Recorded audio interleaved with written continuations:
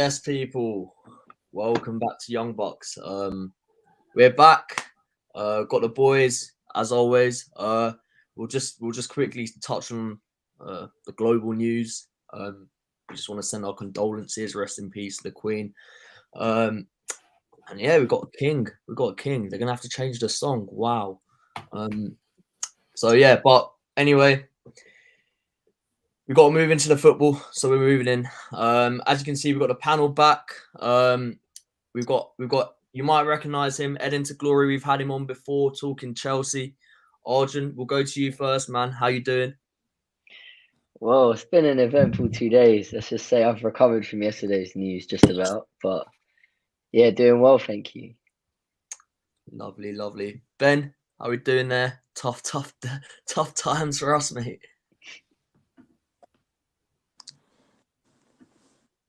You're on mute. sorry. It's not looking good, bro. It's not looking good.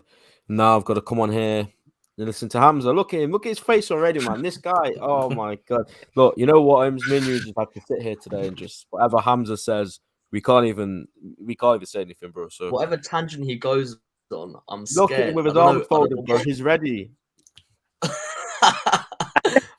Man City top on and everything today. He's come for war. Yeah. BILAL, how we doing, man? Arsenal playing now, so thank you for coming on. You're definitely not watching the game. But how we doing? Happy boy?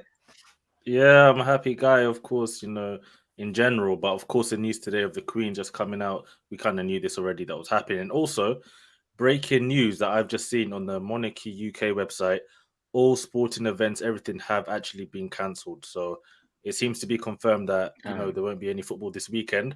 So yeah, we're gonna have some time to analyze Trent, Liverpool, Chelsea, everything in detail because we're gonna have literally nothing else to do. So yeah, you lot hate Trent, bro. I love Trent, bro. I love Trent, yeah. But it got to the point yesterday. I'm watching him, and I don't get spoil it for everyone. But honestly, it got to the point I can't make excuses for him anymore. I was making so many excuses for him, and I'm stopping from today. After last night, the things I saw him do were beyond unacceptable. Like if I was Klopp, I would have just lost my mind. So yeah, we'll get into him, I guess. Tough times never lost. Tough people lost. Michael, calling all the way from New York. How we doing, my friend? I'm doing amazing. I think me and Hamza are the only one here that aren't sad about the previous weekend's results. So I'm chilling right now. It's a good time. Even though no 10 hog ball this weekend kind of had me depressed now. But yeah. Yeah, well, your game's going ahead, I think, today. Yeah, it is. Thank God. You got one more dose of it. For however long. Hamza, I don't really want to come to you. You've been smiling this whole time, but my friend, you must be a very happy man in terms of football right now. Yeah, sad day for the Queen today. Like literally lost for the country. Condolences goes to the UK monarchy. In terms of football, listen, I can't say anything more other than smile. I'm enjoying the success, the domination, and me and the United, Manchester are the only, I think, city that's a bit smiling right now. Liverpool and London are a bit sad. But we're here, man. I'm just ready here to listen. There's a lot of agendas going on today. Liverpool, Chelsea, Arsenal. I don't know where to start, guys, today. It's a buffet of agendas. You got it. First of all, guys, you know what to do. Smash that like button. We really need that algorithmic help. I don't know what the word is, but yeah, smash the like button. The boys are hopefully going to deliver a classic show for you guys today. Me and Ben are looking at a fat grilling.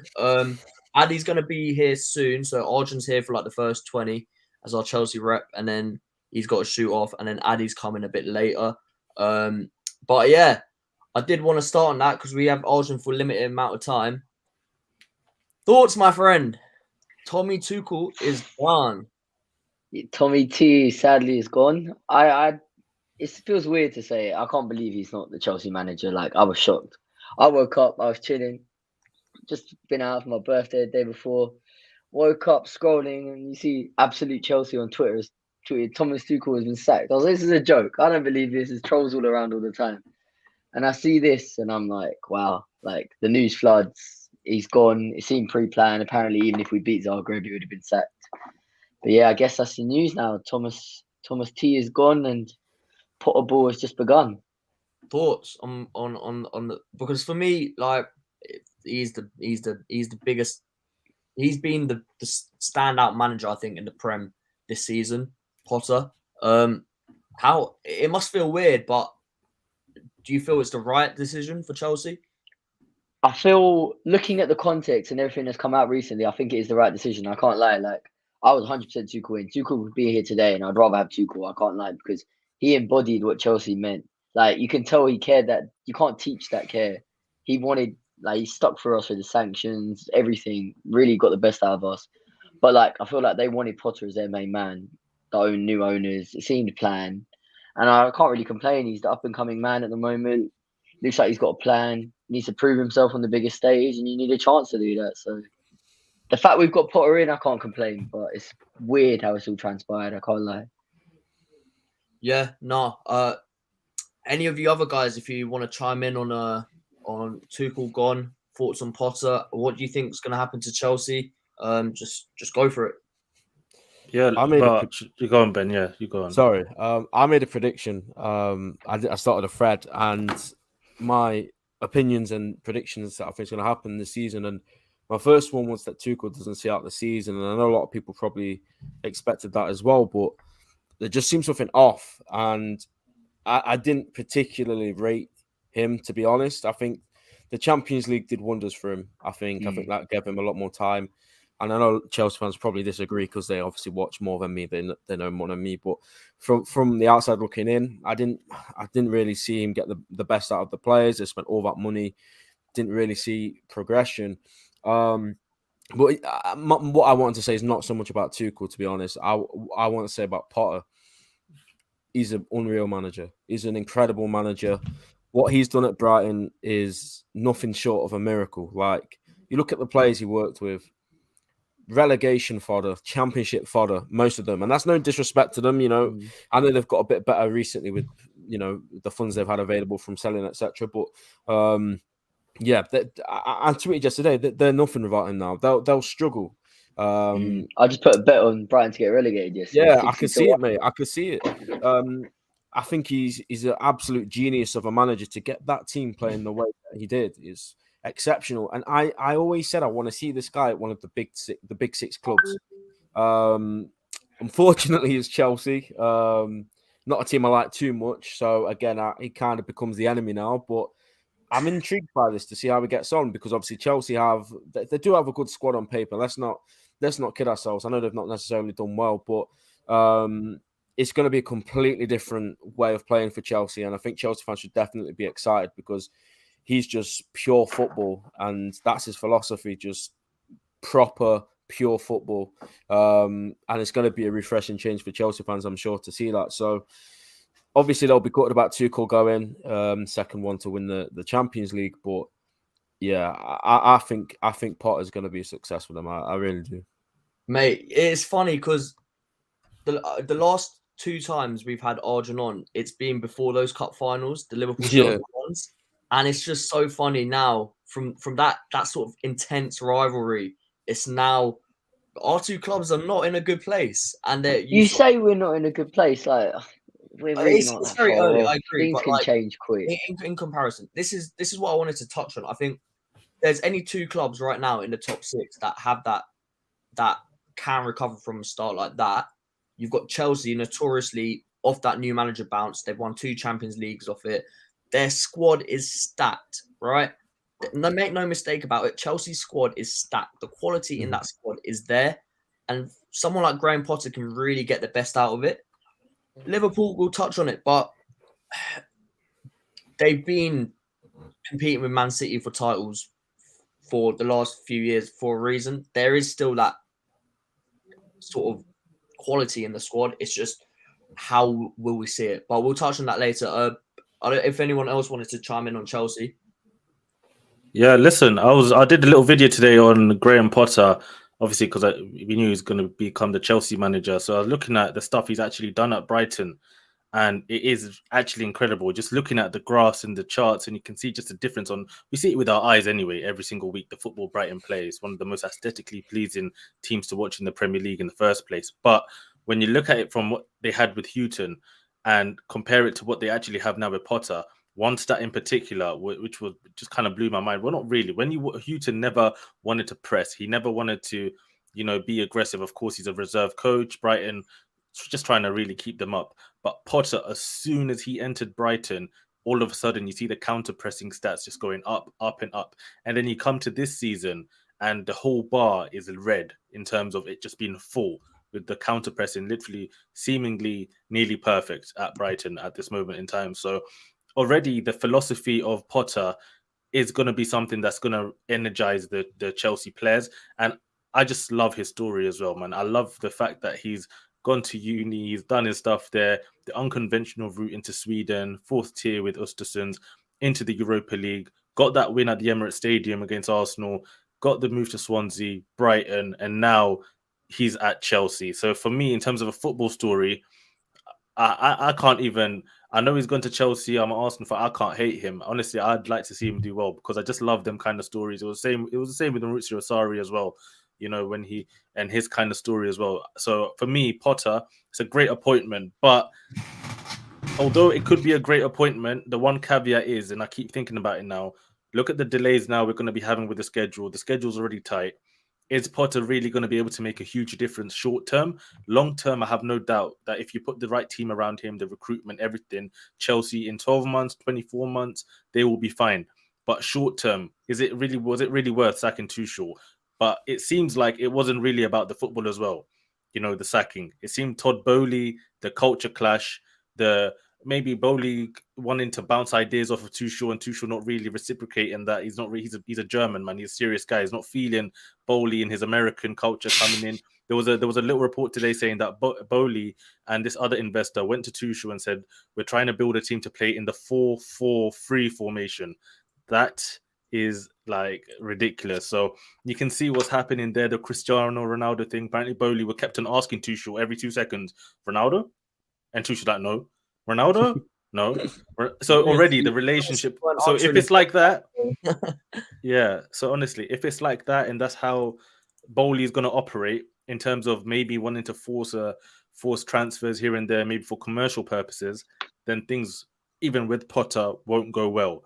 So it now comes down to Bowley, Chelsea, the board, and if they're going to be patient with Potter, let him build. They get the director of football in that they're trying to get in. If they get the pieces right and now they're patient, they actually believe in Potter, cool. But if it's the same old Chelsea with a haphazard approach, in a few months' time, Potter gets a few bad results, they let him go, then this is all for nothing. But right now, as it stands, if I was a Chelsea fan, I'd be positive with this appointment, because for me, if they'd got a Zidane, for example, I would have said same old Chelsea, looking for the Hollywood signings, the Hollywood names. This is not going to get you a league title. Maybe you can get a cup. Maybe you can get a Champions League and FA Cup. But to win the league title, Man City and Liverpool have shown you need consistency at the top. You need consistency in the way you play and consistency in the way you sign players. So let's see what Chelsea do from here. But so far, I think it can be positive. But it's just good. Yeah, we need time to see what actually happens. Yeah, we'll see. Like he is in the books and the films. Can Potter be the chosen one? I had to say that. Hamza, I want to come to you, right? Because I know you're very outspoken on these things. You've had Tuchel on your fraud watch for a while. What are you saying to Chelsea fans now? Can Graham Potter turn this Chelsea team around this season and make them a threat to your Premier League trophy? The answer is no. Absolutely no. And I'll tell you why. I'll disagree with this. The thing is, yeah, there's a lot of football fans out there that just say, like, Billy is being nice to them. But I'm going to be realistic. I'm straight up. He's not good enough for Chelsea. Not good enough. You can praise him as much as you want. I remember when we were linked with the likes of Brendan Rodgers as a replacement for Pep Guardiola, I said, no. I don't want him close to my club. When you haven't achieved anything, you're not here to take work experience at my club. You're not there to take work experience at Chelsea. Chelsea is a big club. Chelsea is a huge club. One thing about it, I'm disappointed at. It shows me one thing I've always said. The sacking of Tuchel, yeah, at this point, everyone knows it was a mistake because you don't back a guy at 300 million and you suddenly say, yo, I'm sacking him. When it was his players, his signing, 5-7 games gone, they've sacked him. It's gone. This is a club that did not know what they're doing from the owner's point of view. I'm going to be very harsh. Going for Cucurella, did they need him? No. They saw City going for him. They rushed into getting Cucurella. The most important signing for them was a defense midfield. They didn't get it right. They got it right in defense with the Koulibaly. Fofana, fair enough. But spending 80 million on Fofana, 62 million on Cucurella, that's a lot of money. You can't get that money back. It's gone. Zakaria on loan, an important midfield. You went and got a player on loan when that was the most crucial part. You got it wrong. Your owner's negotiating on deals. Who does that? Which club's owner says, I want to negotiate on deals? You must understand football then. You know football than those guys that have been doing football for a long time. It's as if Sheikh Mansour doesn't do Hamza's deals. He doesn't go and negotiate Haaland, how much they're going to pay on Haaland. It's only Chelsea Football Club. The question is about Harry Potter. Sorry, I said sorry, I wasn't mocking Chelsea. Sorry, I said Harry Potter because the only Man said Harry Potter. No way. Graham Potter. Sorry, Graham Potter. Graham Potter. There's managers that are good at certain clubs, and when they move to that elite clubs, you have to work with special talents. No more failure. When you draw and lose a game at Chelsea, that's huge. He can lose 2 games to Brighton, not be under pressure. He loses 1 game and draws 1 game, eyes on him, pressures on him. Has he managed big egos? Has he? It's going to be a test. I would have gone for Zidane. You go with guys with caliber, history, Klopp, Pep, Conte. They know. Bro, you can't be arrogant. They come to your club and say, yo, I'm benching you. Talk to me, you will see. I've managed. I've achieved everything in world football. If you want to be great, you have to follow me. That's what the philosophy. You have to respect. Potter's a little guy. Yeah. He came from Brighton. No disrespect to Brighton. He's going to Chelsea and you're telling me, oh, he's going to transform them. Mark my words. I put money there. I'll be the first one to say he's going to fail at Chelsea. He'll probably take them top 4, but he ain't going to take them nothing special. Like, are you joking? Like, chase me to the league town. No way. I'll put money there. There's no way. He can dream. He can cry blood. He will never. Because there's something, for you to win that, you have to have the CV. Because we saw with David Moyes. I remember when David Moyes came to United. They said, oh, David Moyes, look what he's done to Everton. Oh, my God. I say, are you joking? You're a player. And guess who chose him? Ferguson. Ferguson knows everything. But I knew straight away, I said, it's a wrong signing. You have to have a big ego manager. Klopp and those guys have got experience. They've got league titles. They've won it somewhere. So players will respect them. Graham Potter has to win the hearts and minds of every Chelsea player. Or otherwise, he might come to Chelsea and say, I don't want Raheem. I don't want this guy. I don't want Koulibaly. So these guys have got 5-year contract. Are you going to bench them? You're going to have to. So I think the signing is wrong. They've just gone with the philosophy of a lot of fan base in England are raving, oh, Graham Potter. Oh, Graham Potter. Now let's see Graham Potter, what is he going to do? Mark my words, I don't think I've got an agenda, but I think it's the wrong appointment. Go with the manager who has experience. Zidane, are you joking? Luis Enrique, these guys, the German manager, those guys have won. They've got caliber. They've managed big players, Eagles, 3 Champions League, La Liga titles. There you are. You can't ignore them. Mason Mount can't disrespect him. So I think it's the wrong signing. Arjun, back to you. Chelsea have functioned for the last 20 years as a club in chaos. And I know you love that ruthlessness. You love the fact that Chelsea at times, Abramovich, he's been very ruthless. He's been cold, but it's worked. Chelsea have been probably the most successful club in terms of trophies in England for the last 15, 20 years, right? That's a stat. Will the owners allow Potter to wave his wand and produce the magic that Chelsea need? Will they give him that time? Will they give him that stability? Or is it just going to be expecting big things and just expect trophies and outcomes from the off as every other Chelsea manager has faced in the last 15, 20 years.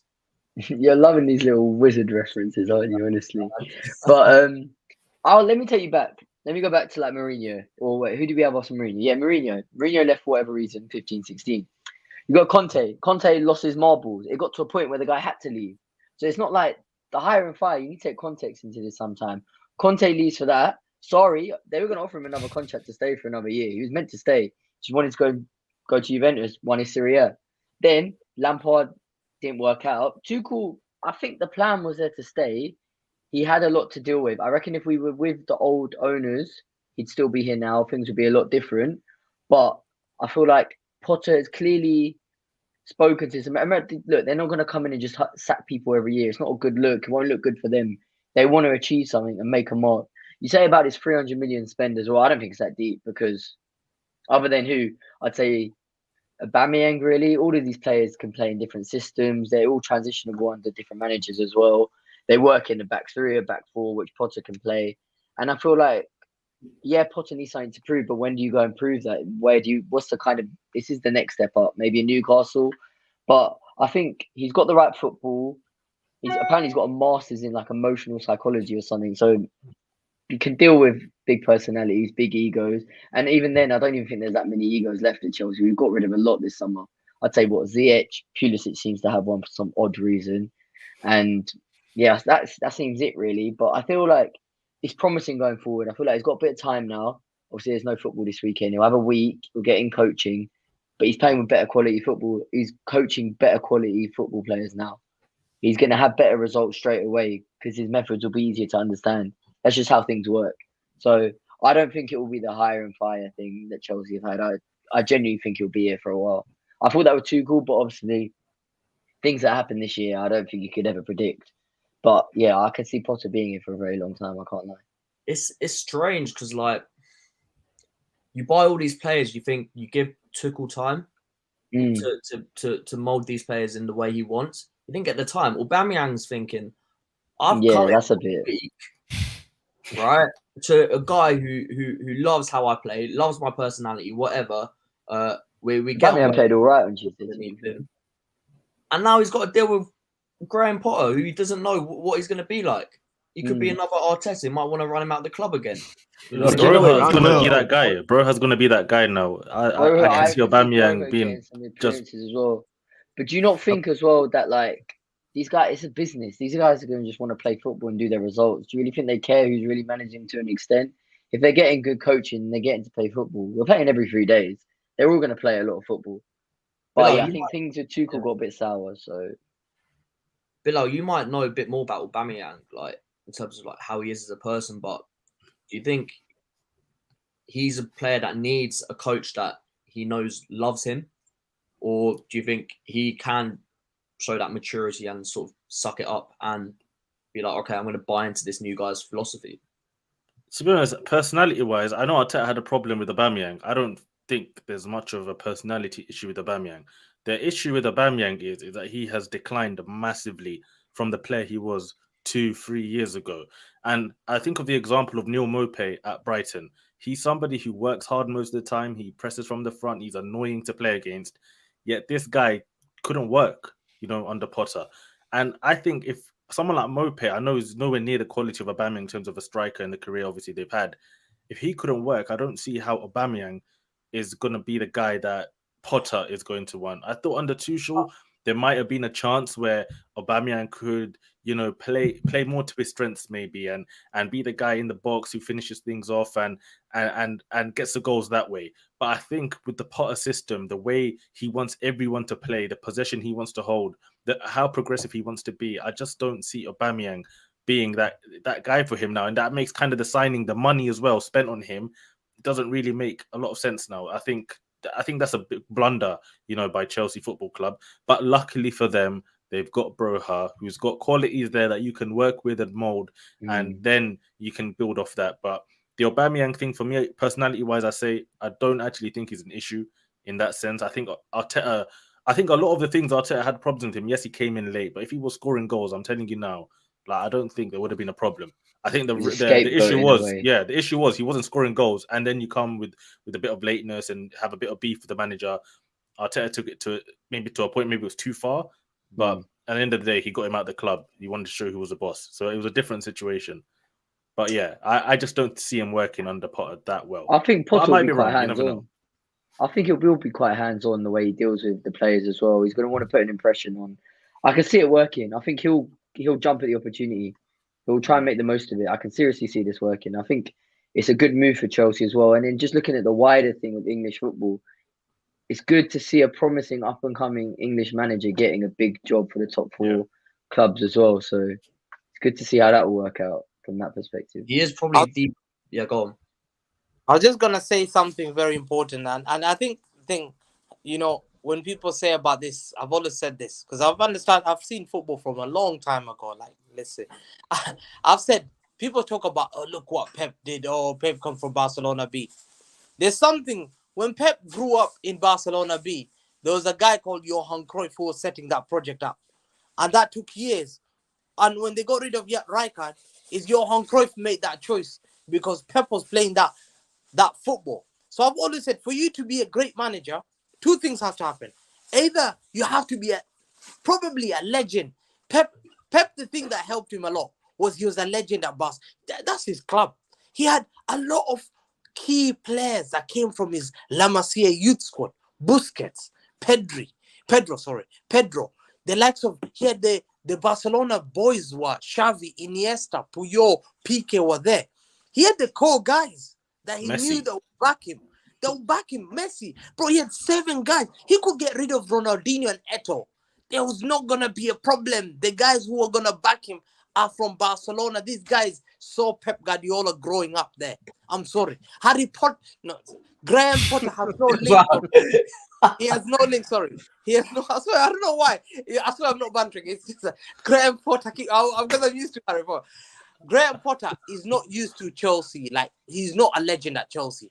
I think it's a great risk. This is why the other thing that makes you a great manager sometimes, like you being a great player. Guys, Zidane, what made him Zidane like that? A lot of these kids grew up watching Zidane. We all grew up loving Zidane. Even Pogba, Mbappe, all these guys. Bro, they will respect you. No one grew up watching Klopp, though.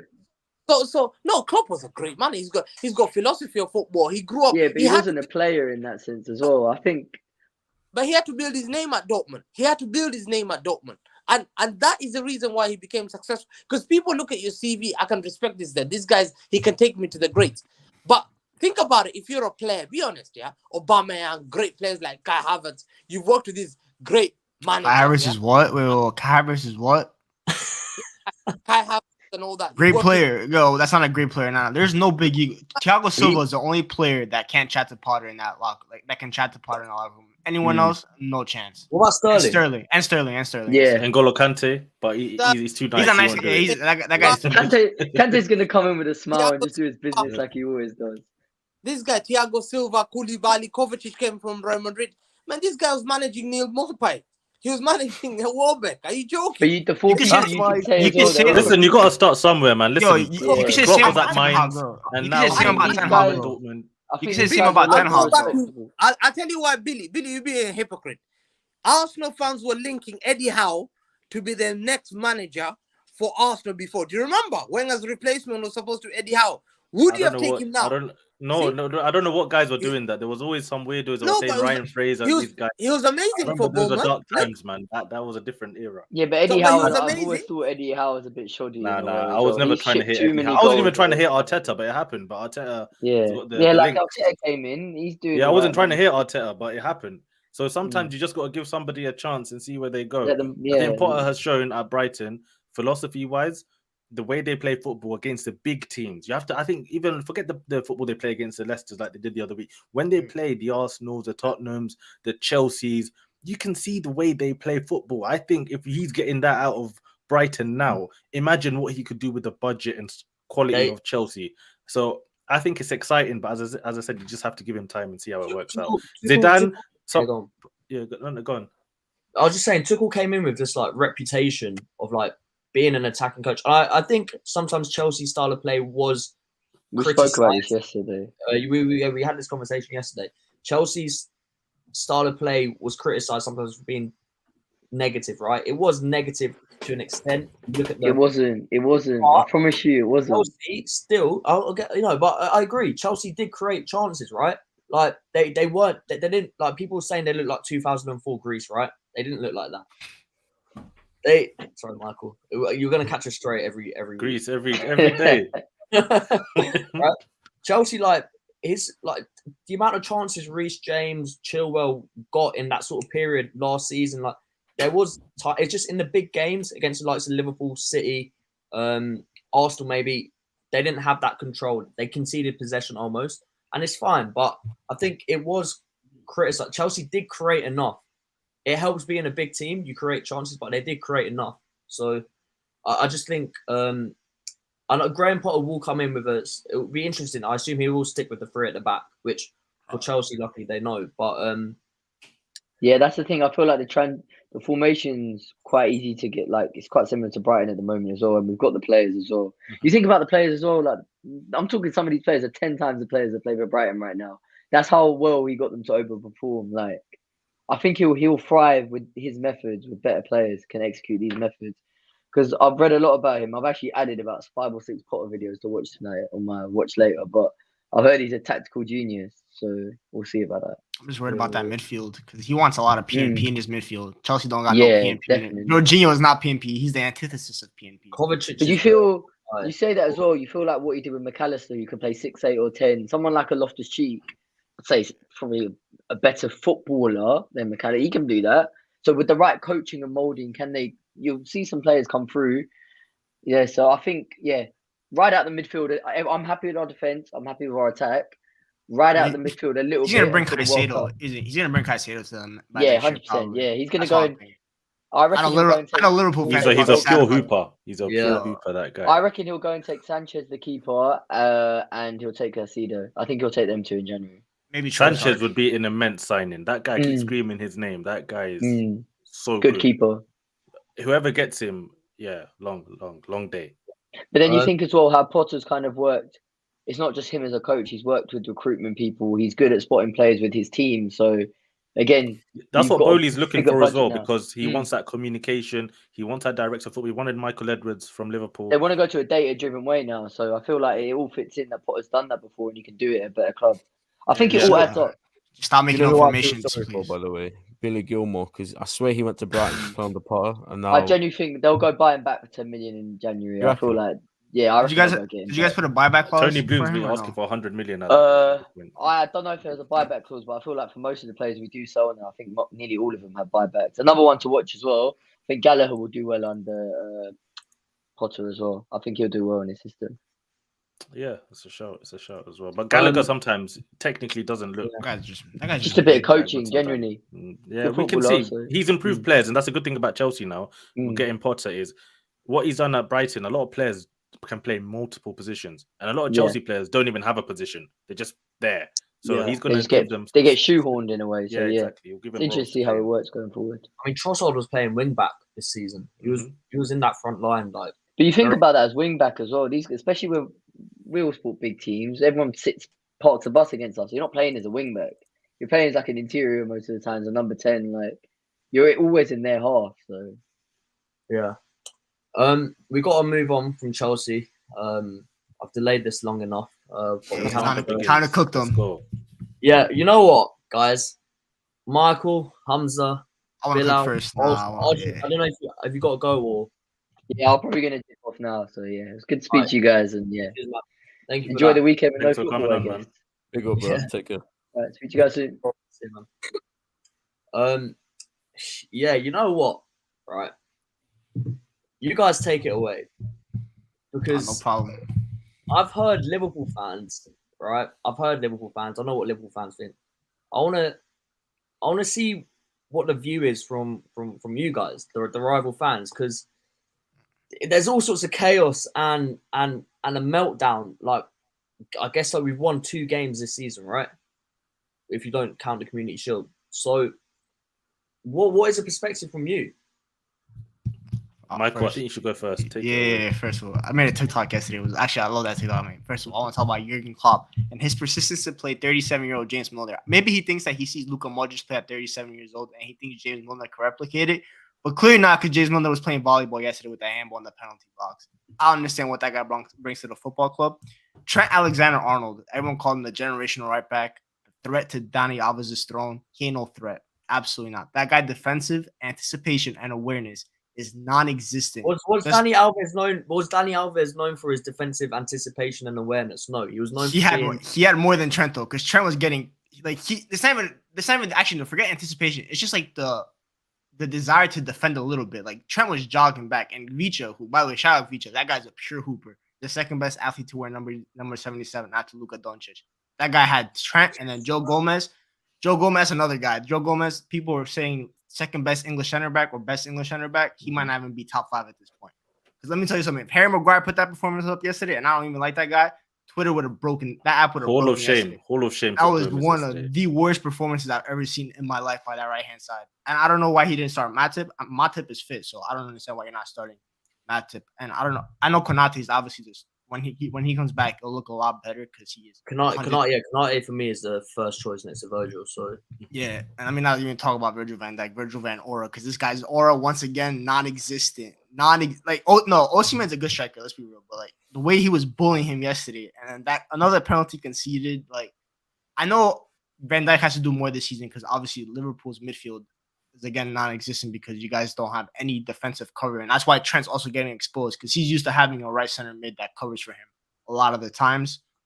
That doesn't exist because Harvey Elliott, as good as he is, I don't think he's the right fit at that position right now. Even though he's probably one of your best players this season, but just in terms of balance, this is where I blame Klopp. He's gone for the best players in a way in a position right now instead of prioritizing profiles, and that's cost you. And I don't know if he's gonna fix it or not, but it just makes no sense. And Van Dijk's, and we all know Van Dijk's not the most aggressive defenders, and right now he's needed to be aggressive, and he's lacking in that. And that's why, for me, like he's been the best center back in the world the last few years, no doubt about it. But it's why I never put him on the pedestal of a Rios, a John Terry, or even a Nemanja Vidic. Like those guys will put their anything on the line. Campbell.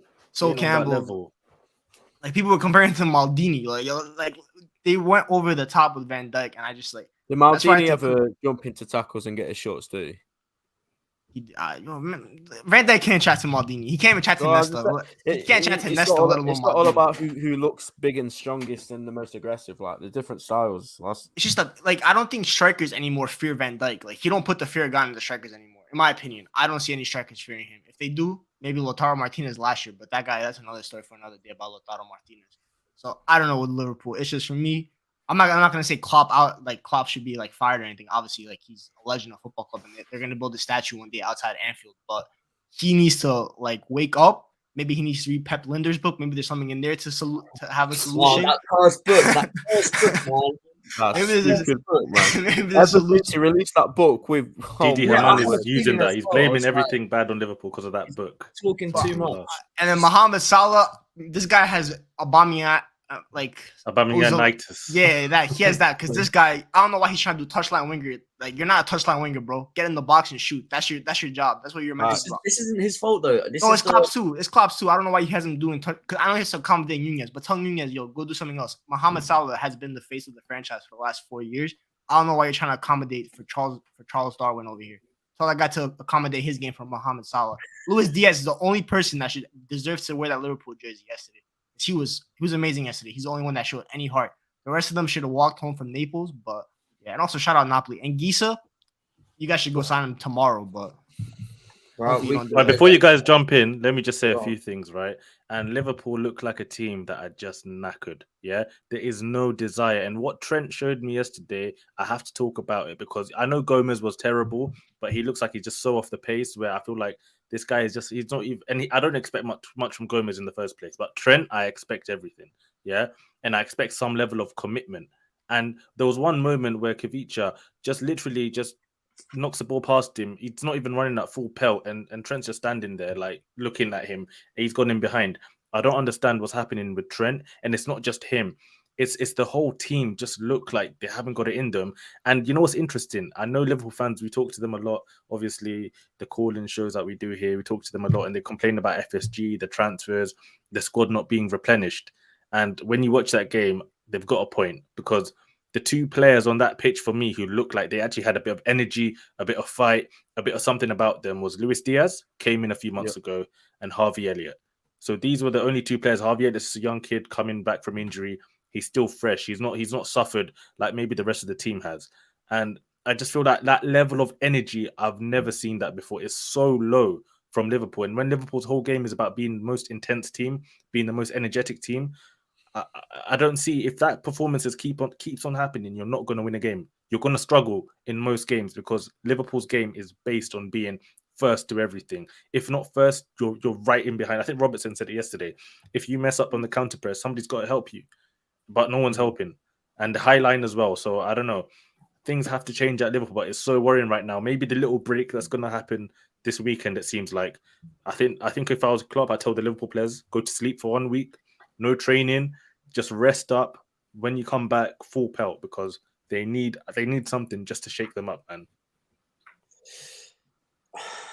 Ben, do you want to respond to that? I'll let you take it. Yeah, no, I agree. I think everything that's been said is fair, to be honest. And I've always tried to be positive about this club and the owners and the players and the manager. But I think what we saw yesterday was a mix of everything. Everyone's criticisms, like, you could see all in one. So you start with the team, the lineup. 7 of those players played against Napoli 3 years ago.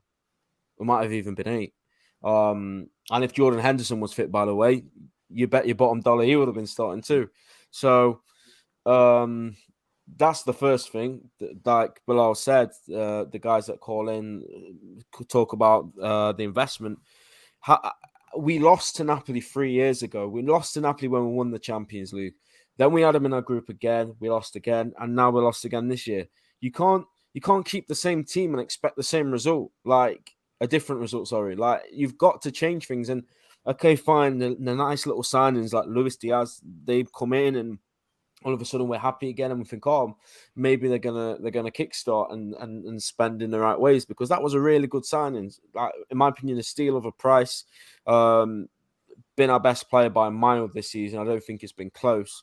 And they've shown that they can do it when they want to. So we aren't asking for £100 million players. Like, Bellingham is obviously the dream, but we just want something, and there wasn't like anything in terms of the midfield, at least in the summer. And we only signed Darwin Núñez because Mane left. We wouldn't have signed him if Mane stayed. That's literally a fact. So that's the first thing. The investment has just been an absolute shambles. Second thing, this team is just, like Klopp said yesterday, it's just lost its identity. And yesterday wasn't a surprise for me, to be fair, because when we drew to Fulham in the first game, even from the very first game, Klopp was questioning the mindset and the attitude from the players in game week 1 after beating Man City in the Community Shield. The first time I've ever done that under Klopp. Then you go to Fulham and you do that, and then Klopp comes out and says that. Then you draw to Palace, then you lose to United, scrape a win against Newcastle, batter Bournemouth, but let's be real, my Power League team would probably give them a good game. So, like, we've not really seen anything this season. Like I say, yesterday was not a surprise to me. These players, and a lot of them, the problem is, and this again comes back to the board, they don't have players keeping them on their toes. Mo Salah doesn't have a right winger to keep him on his toes. Trent Alexander-Arnold, we signed Calvin Ramsey, great. Is he cut out for this level? We don't know yet because he's not been fit. But even if he was, Trent's not going to get dropped. Like, he's not. If the game was going ahead on Saturday, he'd be starting. And that's the problem for me. These guys don't have anyone keeping them on their toes. Virgil van Dijk's never going to be dropped. Robertson has to be dropped now. I'm sorry, but we've literally got Tsimikas waiting to come in. And I'm not one of these that think Tsimikas is a million times better than Robertson, because I don't believe that. But he can't be any worse than him right now.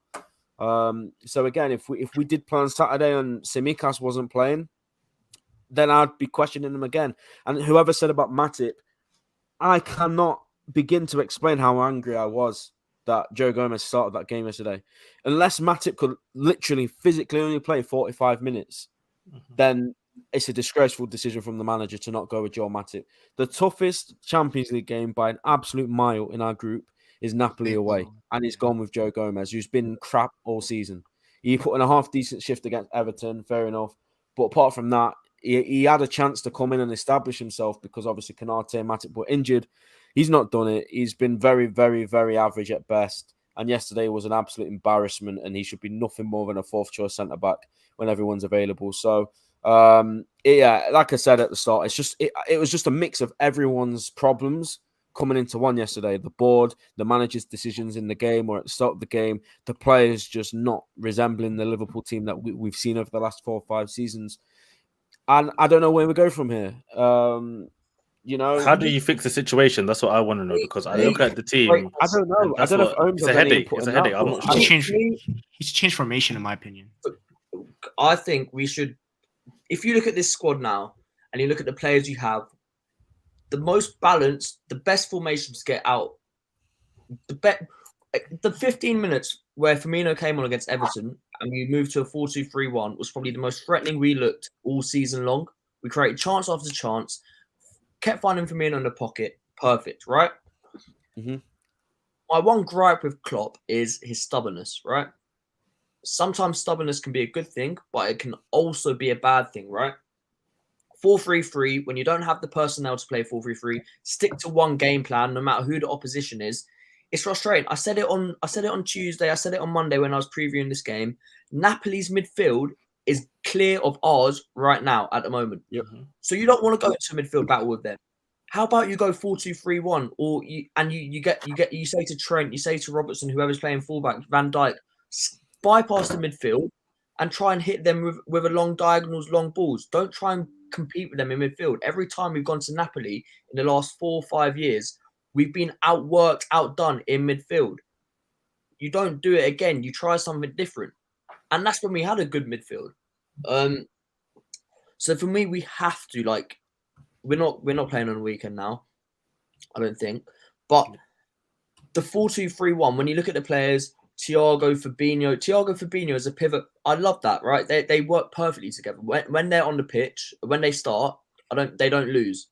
Thiago automatically made us a better side when he came on in literally 30 minutes. Sorry to interrupt, but you could just see the difference in him and everyone else. It's crazy.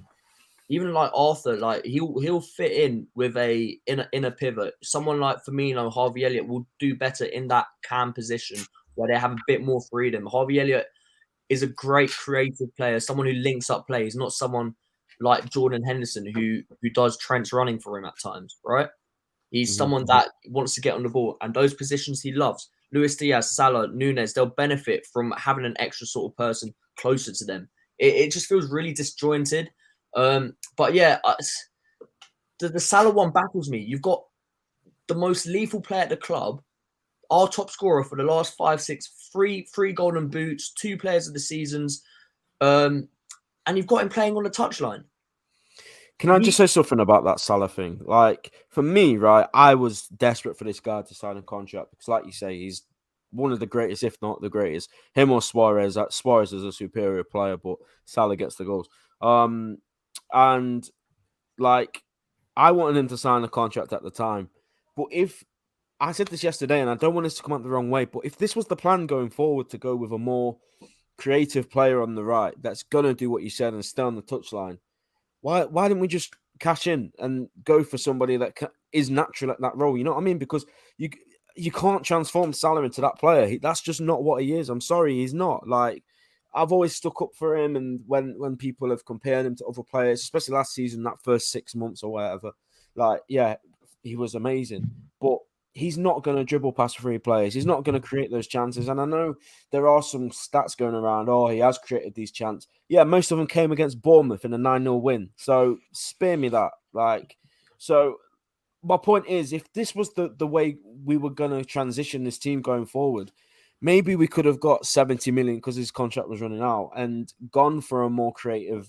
Like that Yeremy Pino, he was always linked with us. And I'm not saying that he's better than Salah or anything, but somebody like that, surely that would have been even 12 months. Oh, you're gone. Even like No, Rafinha that's it. I thought what to. or something, man. Yeah, Rafinha would have been.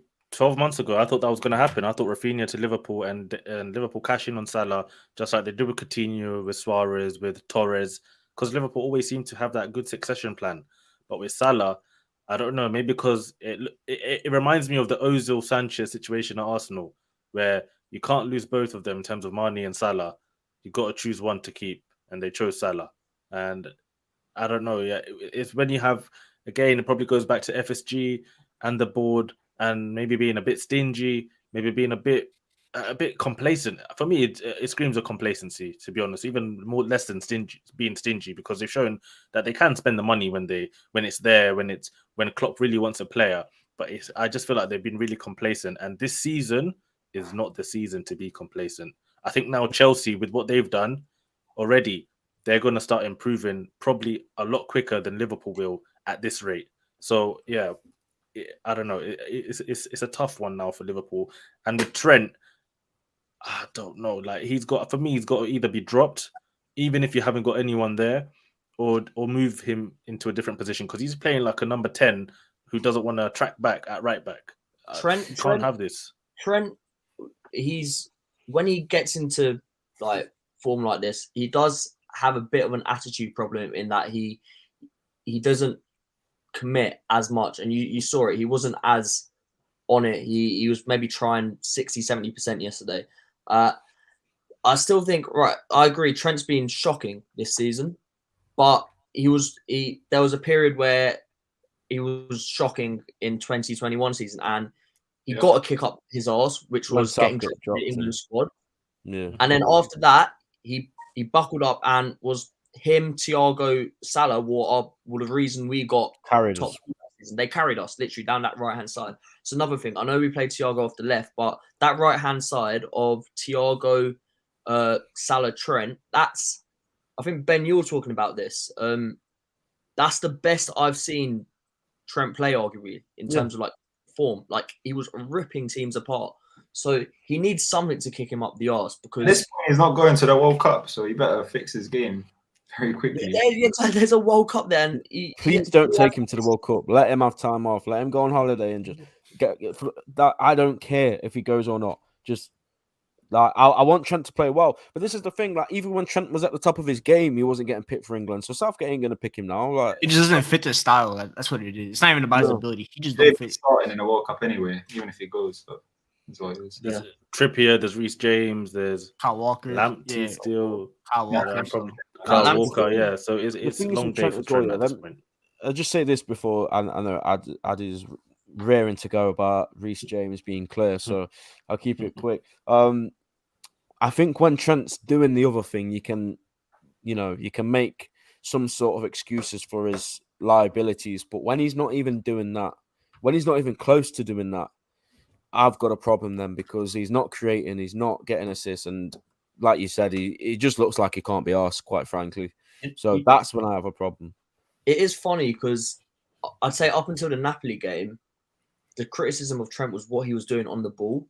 He was actually fine defensively, right? I don't care. Like he's never going to be like Wan-Bissaka is brilliant defensively, right? But shocking on the ball. He's never going to have that sort of defensive ability. And again, if you take out the fact that he's our right back, he doesn't play in that right back position most of the time, right? So that's why teams we play such a risky style that we almost say, you go up and we'll vacate that space. We'll rely on Khanage, Gomez, Matip to go 1v1 out there, right? And that's worked for us time and time again. It's his attitude that is now worrying. I think something needs to get on his case to bring him back to a level that, like you saw against Palace, where him and Salah, when they were lining up and like going to shake hands with the players, he was just there zoning out, just like staring while everyone was walking off. Like he has these moments where he just doesn't look like he's thinking about anything.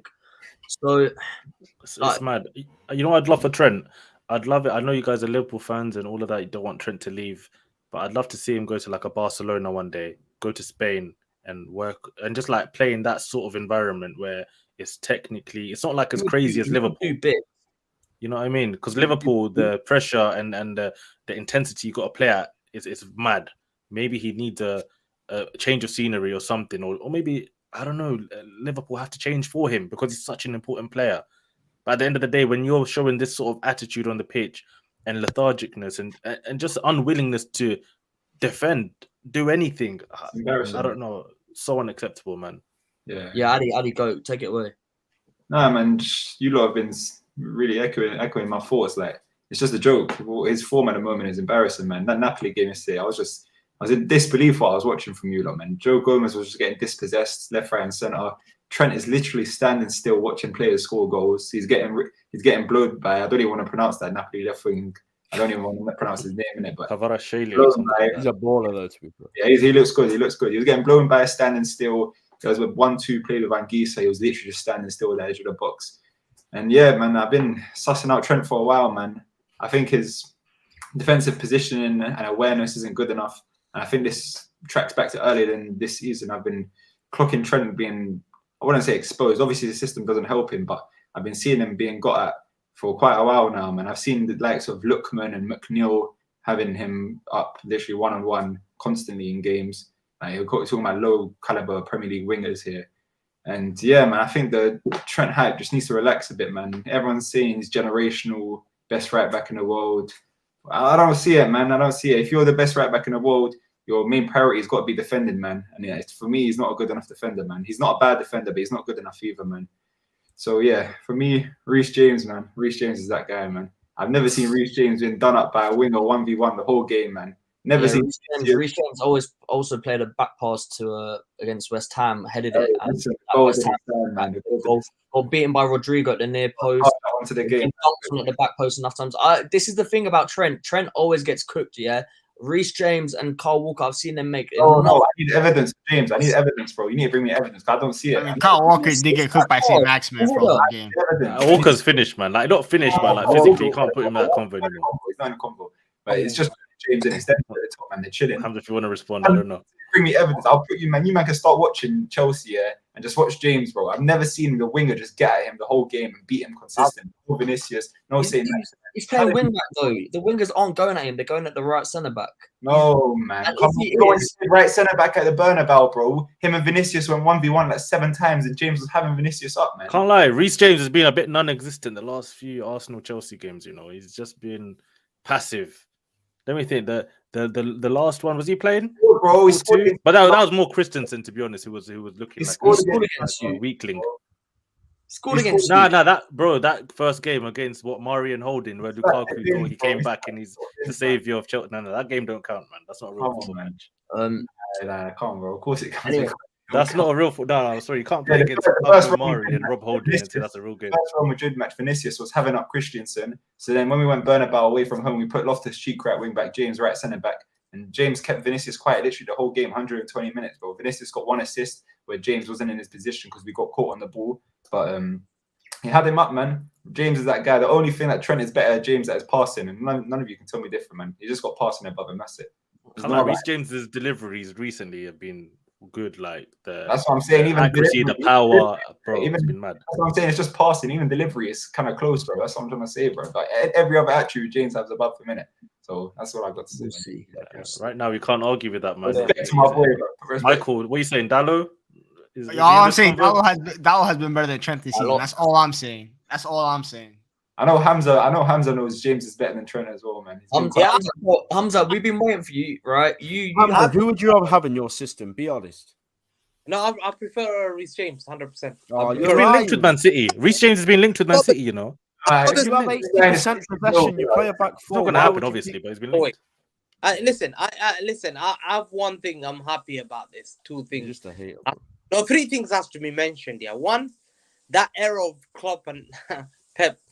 There's no more discussion. It's wrapped. It's finished. Finito. Conversation. No more. First about that conversation, that one I just want to make sure that everyone's clear. We agree now. The Klopp era is not done. The Klopp it's not done yet. Wait. No, it's done. 3 more years, bro. This is now another year that we're gonna laugh and enjoy and look at Liverpool's misery. Arsenal winning the league anyway. Don't know why you're getting gassed. There's no chance. We know these guys. The Arsenal Alliance continues. So, come on, let's run it up again. Liverpool.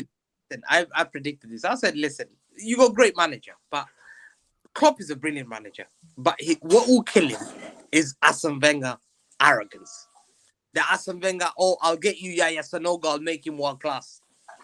I'll make the likes of Yuru, Senderos, and Ilachi world class.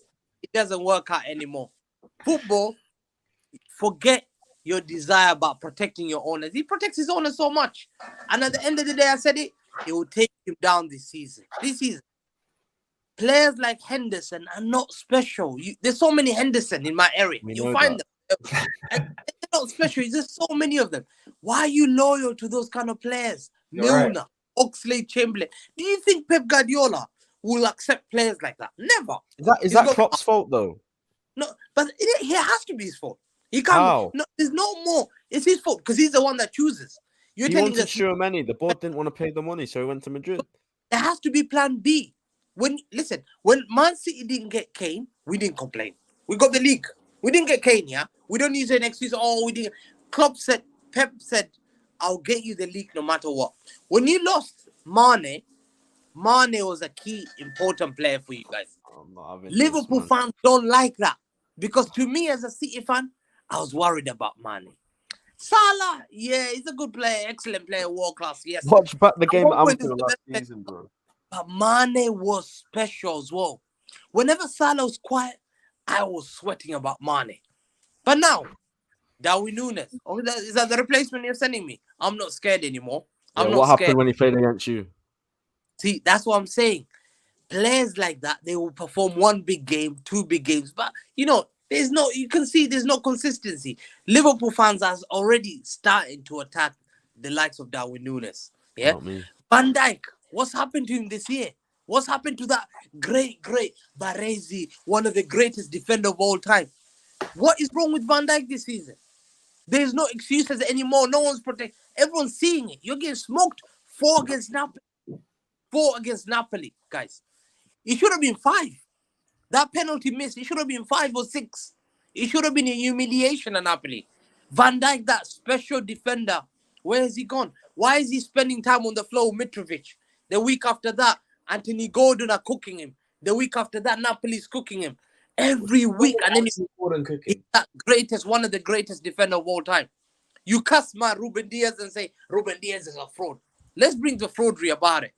Where's Van Dijk this season? Liverpool fans have to accept and put their hand up and say, listen, Van Dijk's been poor. He's not that great special player as the likes of Maldini, Maresi, Beckenbauer. Don't start raving this guy. This year I've said it. Van Dijk is playing like West Brown. You know West Brown when he played for United? Exactly. Why is West Brown getting shots? Well, that's a West double. Brown. Good player there. Yeah, bro. That's a starting right back in the UCL final. You respect. Yeah, got an assist. Yeah, you got an assist, yo. Chill. No, I'm just saying that you can see. Listen, he's got 2 Champions League. I respect that. But West Brown will still be West Brown. He's got a 7 league title, but he's still West Brown. You don't change that. Money can't buy that. You're still West Brown. At the end of the day, Van Dijk is what's happening to him. What's happened to Salah after the contract? These are the players I saw. Like I remember Arsenal used to have a player called Mwanko Kanu. He signed a contract. My guy went on holiday, didn't play well for a year. They regretted. Can we say one thing? Because, all our players are playing bad, right? It's not just stand-up players. Everyone's form has dropped, right? But people, I can speak for every single one of your teams, top players at your clubs have been in bad form like this, and then there might be a new manager. Now, you know what? Yeah, Vincent Kompany ain't never been like this for Man City. Even after all the injuries, he'd come back, he'd still be the leader. Van Dijk is showing me that he ain't got that leadership quality. The guy who's showing me actually in that defense is Alisson. Alisson for me is that guy who always stands up every single game. He's there, consistent. The reason why he's the best goalkeeper in the world. And Diaz, yeah, he's at the next level. And Diaz and Thiago, probably those 3 are the guys. But the rest of the players, literally, I look at Liverpool. Listen, give me Liverpool next game. Please give me Liverpool, because I feel sorry for you. Everton, look at that again. Yeah, Chelsea got Liverpool next. It's like they're already the battle of the crisis teams. Let's see. Let me give you the worst news. Yeah, it's only September. No, that's the best news. That's the best news. It's only September. Because I don't care. We've been rubbish, yeah? But if you're going to have patch of form like this, you have it now. You have it at the start of the season. If you're going to get spanked in the Champions League, it's in the first group game, right? I don't care what anyone says.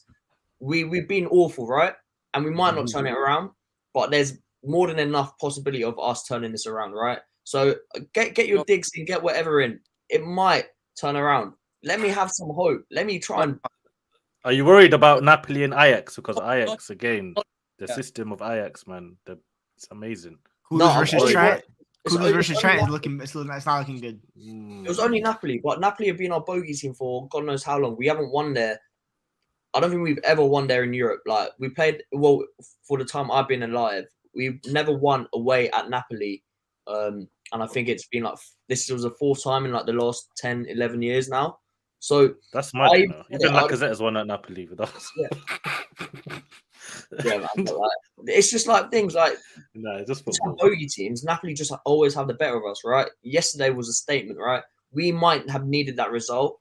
We might need this break we're getting now. We might just need that reset, but we needed something because you saw the bad form coming. What we've been on bad form. You've seen the poor performances, but you hadn't seen like the standout spanking that we've sort of probably deserved, and we got that. We got that. United, yeah, it was 2-1, but 4-1, right? Klopp even said it. We need to make changes. Like in his press conference, we need to do something. So I'm hoping we can do something.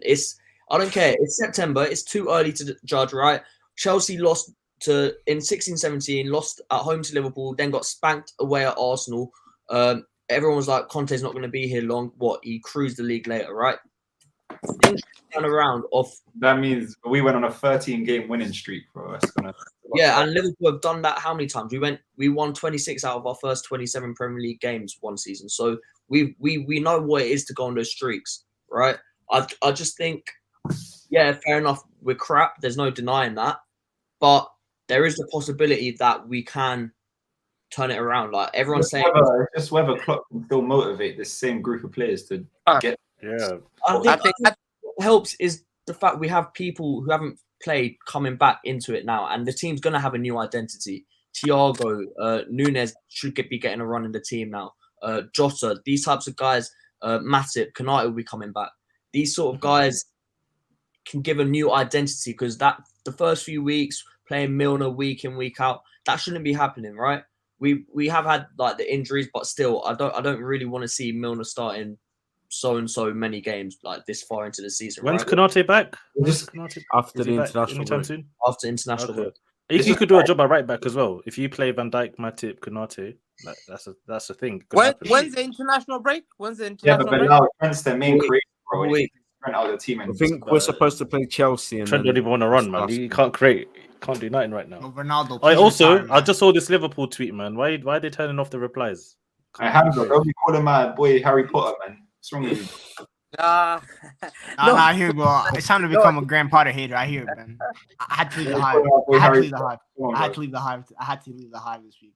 I was his biggest fan. I gotta leave to hate on her. I'm still on it. I can't lie. I'm not leaving just yet. Until the results start going bad, then I'll jump. They sent him to the place where managers die.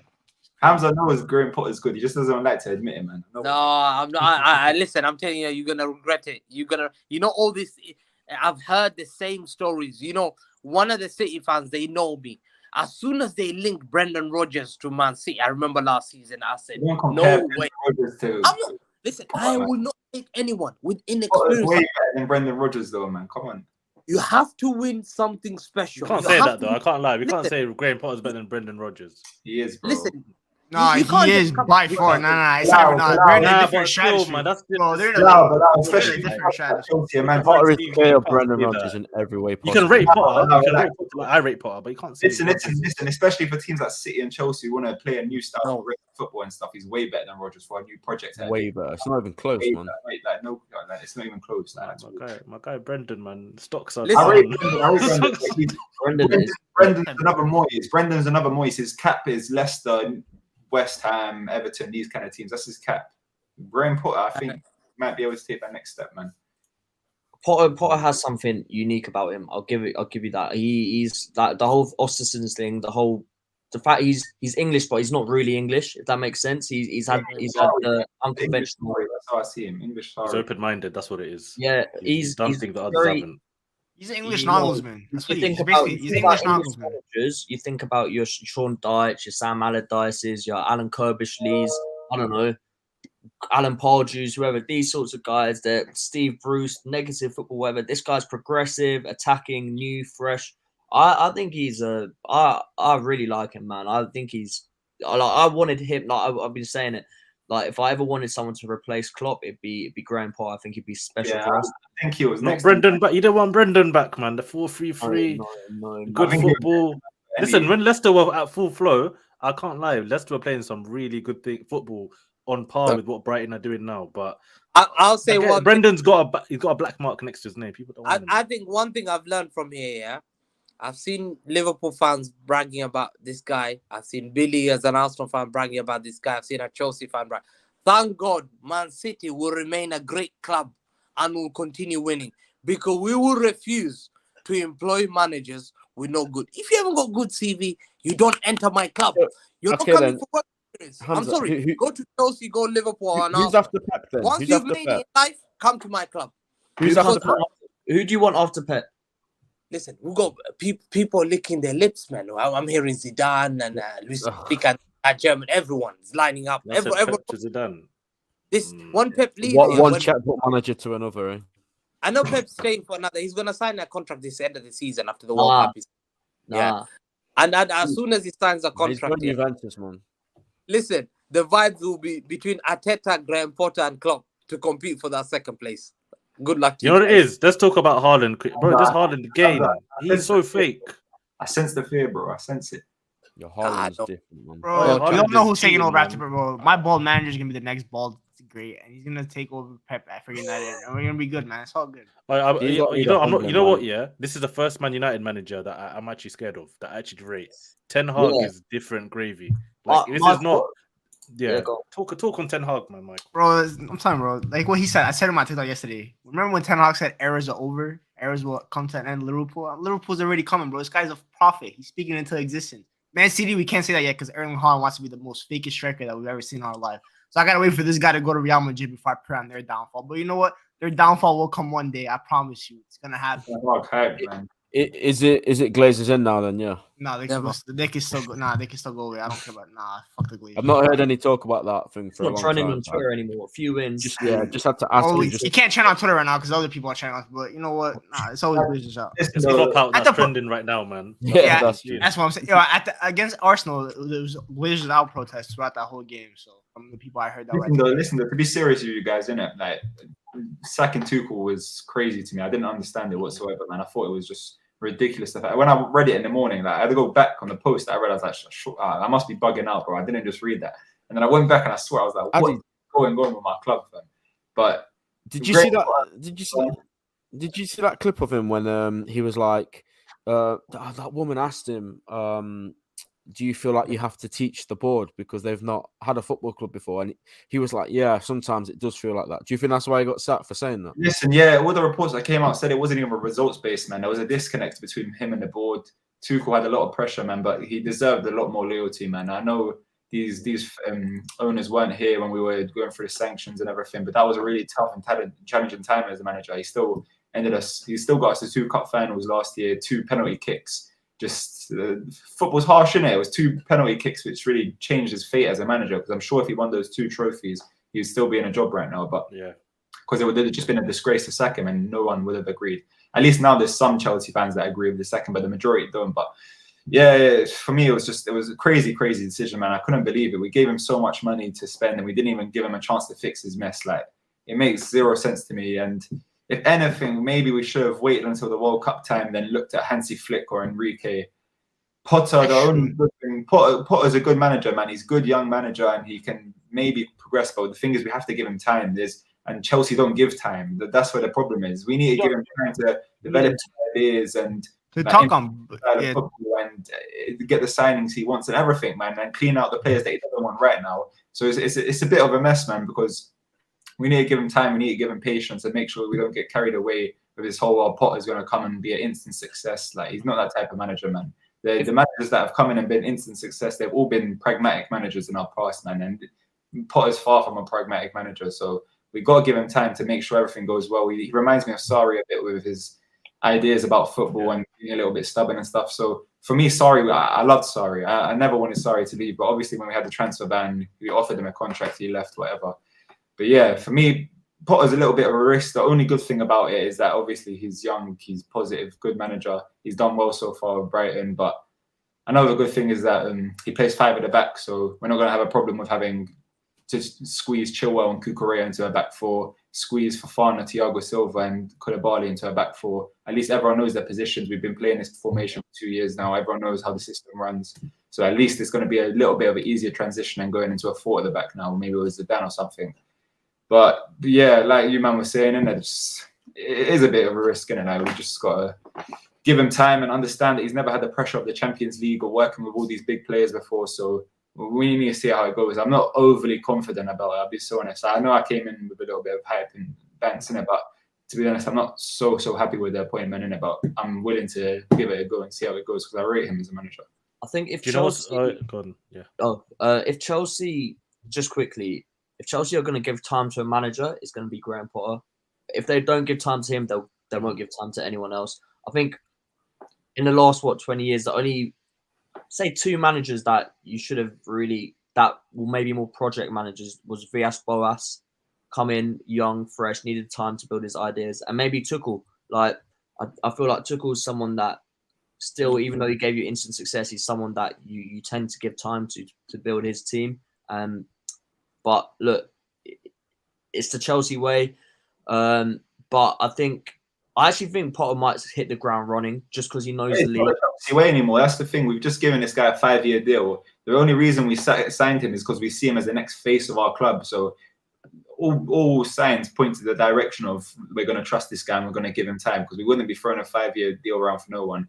It's just that sometimes when a new club owners come in, they want their own manager. Obviously, Tuchel wasn't appointed by Bowley. So this is the guy that they see taking our club forward. So I don't even think it's going to be like the old regime, sack. I know everyone's comparing him to Abramovich, but I don't think it's going to be like that, man. We just gave him a 5-year deal. So we're obviously willing to give him some time to get things going. Yeah, because I obviously top Bowley from America, so I know his MLB franchise. He gives a lot of time to managers because there's this one the manager for his franchise. That guy, and they're the best team. They're the best team in their respective sport. He's only won 1 time in the last 7 years, and he's never been on the hot seat. So he gives his time, and he also fell in love with Potter after Cucurella negotiations. So it's his guy, but we'll see what happens. But he did mess up the summer though, by far. Yeah. Well, just because we haven't talked about them, Arsenal. BILAL obviously got your first L against United. First challenge, first big game. And the cracks are starting to show already. I'm kidding. I really know what you're doing. How do you think this team's going to bounce back? Do you think it's just going to be business as usual? Or do you think the hard games are coming now? Do you think you're going to start seeing Arsenal be a bit rocky? To be fair, I told you guys, you asked me my prediction last week, and I said, listen, I'm hoping for a draw against United at Old Trafford. Doesn't matter how rubbish United are, how crap they are on paper sometimes. And now with United even improving, with the players they added to their team, it was always going to be a difficult game. United played a good game tactically, very smart, and got the goals and won the game. I thought we actually had a decent game in terms of our build-up and everything. It looked good, but the cutting edge and at the back, again, same mistakes, not really finishing our chances as well. So I think it's just you just brush it off, man. Already got the win today against Zurich. I know it's Zurich, but at least you get a win. Now you start a new run, and you look at the big games coming up for Arsenal. I believe in terms of the big games, I know we've got Everton, Brentford, but Liverpool, Tottenham, and I think it's Man City. All of these games are actually at home for Arsenal. So I think that's a big advantage now, especially when it's a tight calendar, to have your home games at home, especially hopefully for Arsenal. Liverpool continue playing the way they're playing, and it probably turn into an easy affair, but I'm sure Liverpool by then will be much, much better. Tottenham at home as well, you'd expect Arsenal to win that like they normally do, and it'll be just City in terms of the home game where you're like, that's a test. Like last year, January, that was the game that Arsenal should have won, but still showed frailties, lost the game last minute. So all in all, there is some positive signs. Marquinhos today as well, getting a goal. looks like a really, really good player. Looks like he's got an Eiffel goal. It looks like he really loves the game as well. So yeah, he looks like a good kid. He was a big talent when he came from Sao Paulo. They were crying about him leaving because he signed that weird contract that let him kind of leave on a free in the end. But to be fair, I've got only positive things to say. Even Thierry Henry, one of the most critical guys about Arsenal, says, I believe. Like, he believes when he watches his team. So if Thierry Henry believes, man, I'm going to believe as well. I'm just going to enjoy the ride, see where this season goes. Yeah, no, fair. Arsenal are looking like it's clicking. So, yeah, we're going to finish up. I feel like we're at an interesting time in the season now, where I'll ask each of you, where do you think right now that you guys are going to finish in the league, and sort of what do you think you can? What are your expectations from now? So we'll start with Michael, because Yeah, it's an interesting one. Where are you finishing? I think we're gonna finish 5th, but winning Europa League. Okay. I was expecting a bit more faith in the next bold. To be fair, he's been saying the Europa League for a while. He believes in this. Mate, United will go far, I think, in Europa League. I can see. Should go to the final, even though we look like crap right now. Liverpool United final. Yeah, we might be in Europa League. Liverpool, Juventus, Inter. I don't know how many teams want to jump in, man. Bring me Allegri. I'll smoke that guy. I don't care. We'll make it the Super League. Yeah. Hamza, I know what you're gonna say. Hamza, I'll ask you this: how many goals is Erling Braut Haaland scoring this season? I told you. What did I tell you at the beginning of the season? Remember? I said easily more than 25, 30. And you guys laughed at me. I said 25 league goals. Easy. He's a special talent. Compare even to Billy's boy, Henry. Henry scored in the first season. What did I say? 15 league goals. It was a winger, man. This guy, you just signed a robot. He's been made in a lab. No, it's not the same. And the dream of everyone wants to pair him up with Mbappe. And the issue is Mbappe has to join Man City if he wants to play with Haaland. This question, you ain't going anywhere. He's got 5-year contract. He was asked. Baba Perez is gonna get that sorted, man. Don't worry, man. At the end of the day, he's gonna get 25 league goals easy. City will make him to a superstar. You guys are going to remember that, what I said to you. He's a special talent. Fox in the box. I have not had that. Let me enjoy that now. And in terms of where City going to finish, thank God, I'll say one thing I've always said. I will never see City ever be part of Europa League, ever. The era's done. I'm going to be hearing you guys going to Europa League. But mark my words, the fact that United are telling me their ambition is to win. Don't give me Europa League, man. That is one thing I don't want to win. I don't want it in my cabinet. Me, I want the league and the Champions League. Win that first, please. How about you win that first? Europa League, I'm not that low class to take. You have no European trophy. You have no European. No, I prefer not to have. How many trophies did Man City even have in total? Once you have that European Cup, that UEFA Cup into your cabinet, it's a bit. You get suspicious. Like, why are you that low class? I don't want to win it. The likes of Bayern Munich, Juventus, Inter. They all have that cup in it. They won it 3 times. Yeah. That's a pass, but no. Yeah, but you can't say the City have won everything. Like Chelsea, I can see. I'd love. You know what I'd love to. You know what I'd love to see. I'd love to see. Billy's Arsenal, Man United. And then Ben's team are going to finish 3rd in Champions League. They enter Europa League. and Chelsea as well. Because I'm the only guy in the Champions League. We just want chaos. That's what you want. Just want chaos.